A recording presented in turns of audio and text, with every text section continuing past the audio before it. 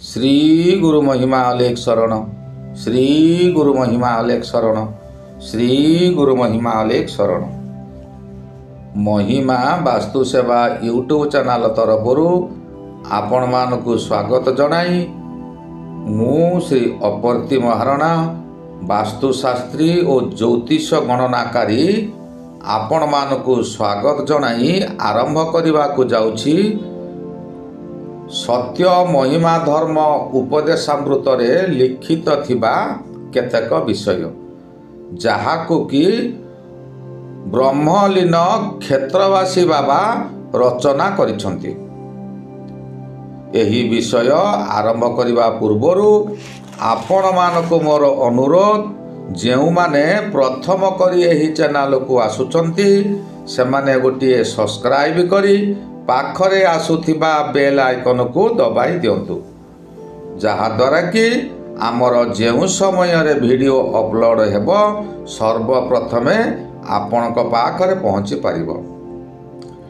नीरमा गत अध्यायरु कहिथिले जे बाण फुटेबारे दोष कौन अछि सेही विषय को नीर बापा आरंभ कले। नीर बापा कहले देख बाण फुटेबा पूर्वरु मध्य बंद रही अनादि अलेख परम ब्रह्म जे कि पूर्ण घन चैतन्यमय एही जगतर मूल कारण अटंती से निजे निर्गुण हेले मध्य स्वकीय अनंत शक्ति अद्भुत महिमा बलरे निज आभासरु आत्मा सूत्र को धरी एही त्रिगुणमय जगत को प्रकाश करी अछंती। प्रथमे सेही महान पुरुषंकर अंग आश्रय पाई मूल प्रकृति महतत्व स्वरूप धारण कला।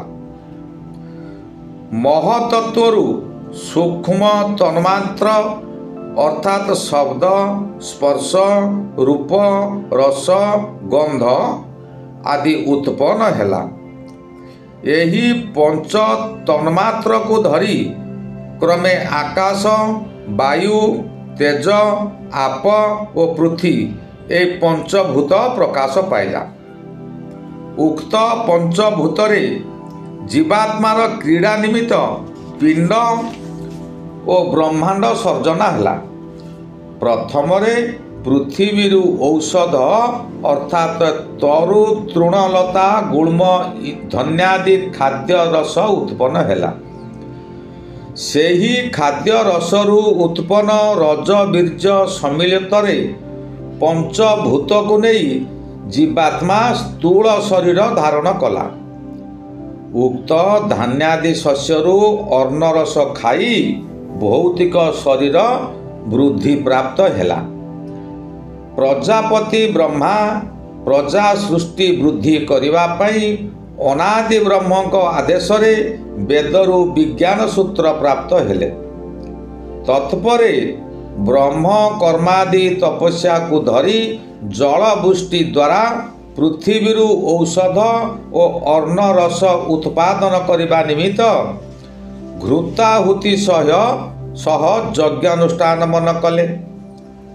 तद्वारा वायु और आकाश उभय विशुद्धता प्राप्त होई मेघ संचय करिबारु पृथ्वी रे जल वृष्टि हैला। तहु पृथ्वीरु धान्यादि शस्यर उत्पन्न हैला। सेही अर्ण रसरु जीवात्मार रज बीर्ज संचय को धरी स्थूल भौतिक शरीर धारण पूर्वक स्थूल भौतिक शरीर धारण पालन और उत्पन्न हेउछि ताहाकु अर्णमय कोश कहंती। एथिपाई गीतारे प्रमाण रहिछि अर्णात् भवन्ति भूतानि पर्जन्यादन्म संभव यज्ञात् भवति पर्जन्यो यज्ञं कर्म समुद्भव। या भगवत गीतारे अछि। यार ओडियार गीत आकार रे हला अर्ण ठारू प्राणीगण होइछन्ति जात सेही प्राणी प्राण अर्ण पर्जन्यु संभूत ଯଜ୍ଞରୁ ହୋଇଛି ପୁଣି ଉତ୍ପତ୍ତି ପର୍ଯ୍ୟନ୍ତ ମାତ୍ର କର୍ମ ଅଟେ ସେହି ଯଜ୍ଞର ନିଦାନ। କେବଳ ଏତିକି ନୁହେଁ, ଆଉ ମଧ୍ୟ ସେହି ଯଜ୍ଞ କର୍ମର ସୁବାସ ଓ ପୁଣ୍ୟ କର୍ମାଦିର ଆବାସ ପ୍ରାପ୍ତ ହୋଇ ଚନ୍ଦ୍ର, ସୂର୍ଯ୍ୟ, ଦଶ ଦିଗପାଳ ଓ ଗ୍ରହ ନକ୍ଷତ୍ର ଆଦି ସୂକ୍ଷ୍ମ ରୂପୀ ଦେବତାମାନେ ସନ୍ତୁଷ୍ଟ ହୋଇ ଶାନ୍ତି ଗୁଣ ପ୍ରକାଶ କରି ଜଗତର ମଙ୍ଗଳ ସାଧନ କରିଥାନ୍ତି। ପୁନଶ୍ଚ ସମସ୍ତ ଶରୀରଧାରୀ ପ୍ରାଣୀମାନଙ୍କର ଶରୀରରେ ସ୍ପର୍ଶ ବା ଶ୍ୱାସ ପ୍ରଶ୍ୱାସରେ ଲାଗି ଆରୋଗ୍ୟତା ଓ ଶାନ୍ତି ବର୍ଦ୍ଧନ କରାଏ। ତେଣୁ ସେହି ଦିନଠାରୁ ପ୍ରଜାପତି ଓ ମୁନି ଋଷିମାନେ ଉକ୍ତ ଜଗତ ମଙ୍ଗଳ ଯଜ୍ଞ କାର୍ଯ୍ୟଟି ଧର୍ମାନୁଷ୍ଠାନ ରୂପେ କରି ଆସିଛନ୍ତି। ମହାଜୀବ ମନୁଷ୍ୟମାନଙ୍କର ଶୁଭ କାର୍ଯ୍ୟମାନଙ୍କରେ ତାକୁ ହୋମ ସ୍ୱରୂପ ରଖାଇଥିଲେ। ସେହି ହୋମ ଦ୍ୱାରା ମନୁଷ୍ୟମାନେ ଦେବତାମାନଙ୍କୁ ସନ୍ତୁଷ୍ଟ କରି ନିଜର କଲ୍ୟାଣ ସାଧନ କରନ୍ତି। ବୁଝିଲେ, ବିବାହ ହେଉଛି ଗୋଟିଏ ସର୍ବ ଉତ୍କୃଷ୍ଟ ଶୁଭ କାର୍ଯ୍ୟ। କାହିଁକି ନା ତା ଦ୍ୱାରା ସନ୍ତାନ ଉତ୍ପତ୍ତି ଓ କୁଳ ରକ୍ଷା ହୋଇ ବଂଶ ବୃଦ୍ଧି ହେଉଅଛି। ଉକ୍ତ ଶୁଭ କାର୍ଯ୍ୟରେ ଚନ୍ଦ୍ର, ସୂର୍ଯ୍ୟ, ବାୟୁ, ବରୁଣ, ଧରିତ୍ରୀ, ଆକାଶ ଓ ଇନ୍ଦ୍ରାଦି ଦେବତାଗଣ ଦଶ ଦିଗପାଳ ଏମାନେ ସାକ୍ଷୀ ରୂପେ ରହି ଦେଖୁଥାନ୍ତି। ସେମାନଙ୍କୁ ମଧ୍ୟ ବେଦମନ୍ତ୍ର ଦ୍ୱାରା ଆହ୍ୱାନ କରାଯାଇଥାଏ। ସେମାନେ ତହିଁରୁ ସୁଗନ୍ଧାଦି ବାଷ୍ପ ଗ୍ରହଣ କରି ସନ୍ତୁଷ୍ଟ ହୁଅନ୍ତି। ଆଚ୍ଛା, ତମେ କହିଲ, ଏପରି ସ୍ଥଳେ ବିବାହଘରରେ ଯେଉଁ ଶହ ଶହ ହଜାର ହଜାର ଟଙ୍କାର ବାଣ ବିସ୍ଫୋରଣ କରି ବିଷାକ୍ତ ବାୟୁ ସୃଷ୍ଟି କରାଯାଉଛି, ତାହା ମଙ୍ଗଳ ହେବ ନା ଅମଙ୍ଗଳ ହେବ? ଯଦି ସେତିକି ଅର୍ଥରେ ଘୃତାହୁତି କରାଯାଆନ୍ତା ଓ ଦୁଃଖୀ ଦରିଦ୍ରମାନଙ୍କୁ ଆତ୍ମା ସେବା ବିଧିରେ ଭୂରି ଭୋଜନ ଦିଆଯାଆନ୍ତା, ଶିକ୍ଷା ଓ ଚଳାଚଳର ସୁବିଧା ନିମନ୍ତେ ରାସ୍ତା ଘାଟ, ନଳକୂପ ଓ ପୁଷ୍କରିଣୀ ଆଦି ଅନୁଷ୍ଠାନମାନ କରାଯାଆନ୍ତା, ତଦ୍ୱାରା ସମସ୍ତଙ୍କ ସନ୍ତୋଷରେ କର୍ମୀର ମଙ୍ଗଳ ସାଧିତ ହୁଅନ୍ତା କି ନାହିଁ? ଏହା ନ କରି ବାଣ ଫୁଟାଇବା ଧର୍ମ କି ଅଧର୍ମ? ବିବେକୀ ଲୋକଙ୍କୁ ପଚାରି ବୁଝ। ଆଜିକାଲି ଏହିସବୁ ଦୁର୍ନୀତି ନେଇ ପଞ୍ଚଭୂତାଦି ଋତୁରାଶିମାନେ ଶକ୍ତିବିହୀନ ହୋଇ ଚଳୁଛନ୍ତି। ଏବେ କୁହ ତ, ଆମର ଯେଉଁ 6ଗୋଟି ଋତୁ ଥିଲା, ଗ୍ରୀଷ୍ମ ଋତୁ, ବର୍ଷା ଋତୁ, ଶରତ ଋତୁ, ହେମନ୍ତ ଋତୁ, ଶିଶିର ଋତୁ ଓ ବସନ୍ତ ଋତୁ, ଏହି 6ଟା ଋତୁ ଆଉ କେବେ ଦେଖିବାକୁ ମିଳୁଛି କି? ଏହିପରି ବାୟୁମଣ୍ଡଳକୁ ଆମେ ବିଭିନ୍ନ ପ୍ରକାର ଦୂଷିତ କରିଦେଉଥିବାରୁ ଏ 6 ଋତୁ ଆଉ ଜଣାପଡ଼ୁନାହାନ୍ତି। ଏଥିରେ ଶ୍ରେଷ୍ଠ ଋତୁ ହେଇଯାଉଛି ଗ୍ରୀଷ୍ମ ଋତୁ। ବାୟୁମଣ୍ଡଳ ପ୍ରବଳ ଗରମ ହୋଇ ରହିଲା, ତେଣୁକରି ସବୁବେଳେ ଆମକୁ ଗ୍ରୀଷ୍ମ ଋତୁ ଜଣାପଡ଼ୁଛି। ଶୀତ ଋତୁ ଅଳ୍ପ କେତେ ଦିନ ପାଇଁ, 15 ଦିନରୁ ମାସେ ଶୀତ ହେଉଛି। ବର୍ଷା ନିୟମିତ ଆଉ ଆଷାଢ଼ ଶ୍ରାବଣରେ ଯେପରି ବର୍ଷା ହେଉଥିଲା, ତାହାକୁ ବର୍ଷା ଋତୁ ବୋଲି କୁହାଯାଉଥିଲା, ତାହା ଆଉ ହେଉନାହିଁ। ଏବେ ଆଷାଢ଼ ଶ୍ରାବଣରେ ଖରାରେ ଜମିବାଡ଼ି ସବୁ ଶୁଖିଲା, ସବୁ ମାଟି ଫାଟିକି ଆଁ କରୁଛି। କିନ୍ତୁ ଅଦିନରେ ଶୀତ ଦିନରେ ପ୍ରବଳ ବର୍ଷା ହେଉଛି। ଶୀତ ଋତୁ ବା ଶିଶିର ଋତୁରେ ସେହି ସମୟରେ ପ୍ରବଳ ବର୍ଷା ହେଉଛି, ଯାହାକି ଜନସାଧାରଣ ଅସ୍ତବ୍ୟସ୍ତ ହେଉଛନ୍ତି। କୌଣସି ବୃକ୍ଷଲତା ବି ଠିକ୍ ସେ ହେଇପାରୁନାହିଁ। ଏହିପରି ଆମେମାନେ ବହୁ କଷ୍ଟ ଭୋଗୁଛନ୍ତି।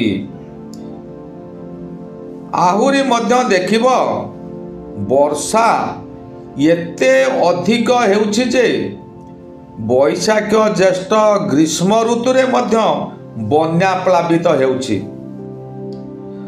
ବନ୍ୟା ପ୍ଲାବିତରୁ ଲୋକମାନେ ସମ୍ପୂର୍ଣ୍ଣ ଶସ୍ୟ ଆମଦାନୀ କରିପାରୁନାହାନ୍ତି।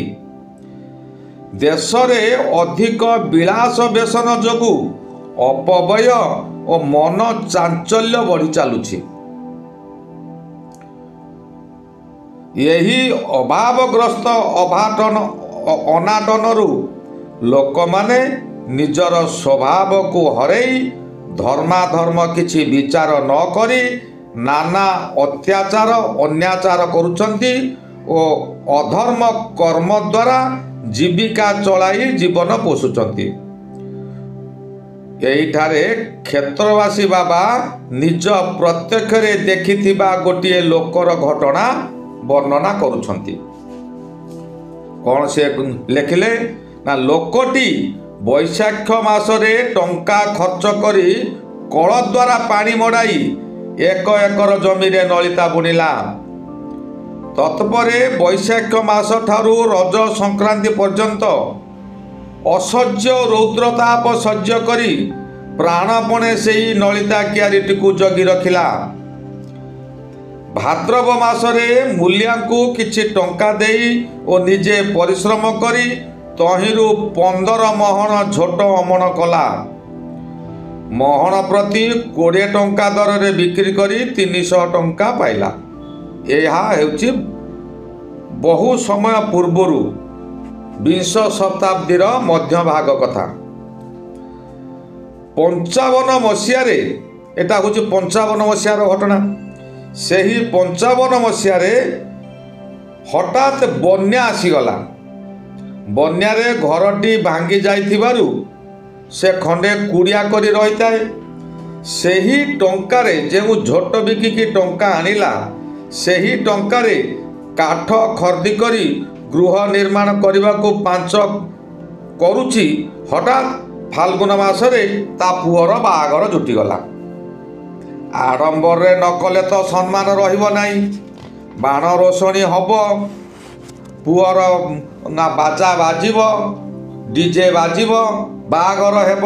ଅବଶ୍ୟ ସେ ସମୟରେ ଡିଜେ ନଥିଲା, ଢୋଲ ଆଉ ବ୍ୟାଣ୍ଡ ପାର୍ଟି ଥିଲା। ଲୋକଙ୍କ କଥାକୁ ଶୁଣିବାକୁ ପଡ଼ିଲା।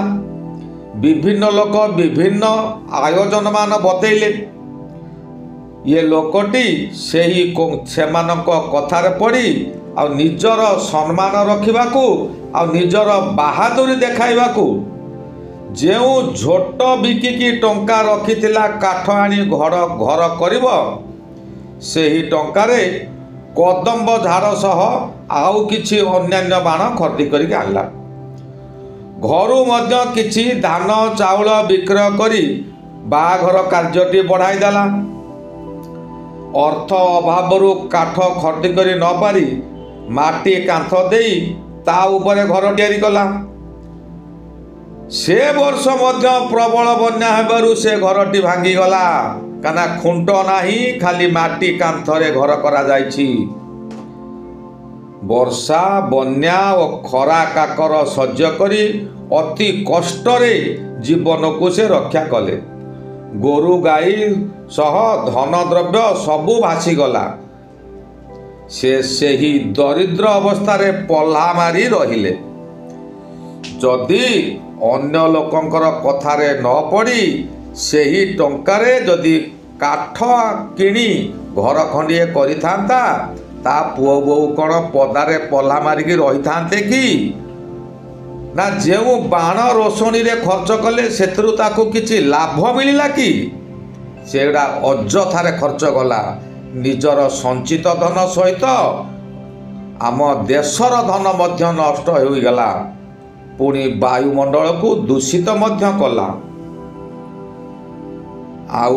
ଆଜି ଆଉ ଅଧିକ କହିବି ନାହିଁ। ଏ ବିଷୟ ମୁଁ ଆଉ ପରବର୍ତ୍ତୀ ଅଧ୍ୟାୟରେ କହିବି। ଖାଲି ଏତିକି ଶୁଣିଥାଅ। ଆଚ୍ଛା, ତମେ କହିବ, କ୍ଷଣିକ ଚକ୍ଷୁ ପ୍ରଲୋଭନ ଶୋଭା ପାଇଁ ବାଣ ନ ମାରି ସେହି ଟଙ୍କାରେ ଯଦି ସେ କାଠ ଖର୍ଚ୍ଚ କରି ଖୁଣ୍ଟ ପକେଇ ଘର ନିର୍ମାଣ କରିଥାନ୍ତା, ତେବେ ଏପରି ପ୍ରାଣଘାତ ଦରିଦ୍ର ଅବସ୍ଥା ଭୋଗ କରିଥାନ୍ତା କି? ତାଙ୍କ ଶେଷ ଜୀବନ ପର୍ଯ୍ୟନ୍ତ ବି ଆଉ ଘର ଚିନ୍ତା ନଥାନ୍ତା। ଦେଖ, ଖରା ବର୍ଷା ସହି ଫସଲକୁ ଜଗି ପୁଣି ପଚା ପାଣିରେ, ଲଳିତା ଯେଉଁ ପାଣିରେ କଷାଯାଏ ତାହା ପୁରା ପଚା କଳା ପାଣି ହେଇଯାଇଥିବ, ସେ ପାଣିରେ ଲଳିତାକୁ କାଚି କେତେ କଷ୍ଟରେ ସେ ଝୋଟ ବିକ୍ରି କରି ପଇସା ରଖିଥିଲା। ଏହି ଆଡ଼ମ୍ବର ସକାଶେ ତାହା ସବୁ ନଷ୍ଟ ହୋଇଗଲା। ବାୟୁମଣ୍ଡଳ ଦୂଷିତ ହେବା ଦ୍ୱାରା କୋଟି କୋଟି ପ୍ରାଣୀଙ୍କର ମଧ୍ୟ ଅନିଷ୍ଟ ହେଲା। ଯିଏ କୋଟି କୋଟି ପ୍ରାଣୀଙ୍କର ଅନିଷ୍ଟ କରୁଛନ୍ତି, ତାଙ୍କର କିପରି ଭଲ ହେବ କହନ୍ତୁ? ଏହିପରି ଜଣେ ନୁହେଁ, ଦେଖାଶୁଣାରେ ପ୍ରାୟ ଅଧିକାଂଶ ଲୋକ ଏହି ଦିଗରେ ଅର୍ଥ ଅପବ୍ୟୟ କରି ଦୁଃଖ ଅବସ୍ଥାକୁ ବରଣ କରୁଛନ୍ତି। ଆଜି ଏଇଠି ମୁଁ ରହିଲି। ଶ୍ରୀ ଗୁରୁ ମହିମା ଅଲେଖ ଶରଣ, ଶ୍ରୀ ଗୁରୁ ମହିମା ଅଲେଖ ଶରଣ, ଶ୍ରୀ ଗୁରୁ ମହିମା ଅଲେଖ ଶରଣ, ଶରଣ ଶରଣ।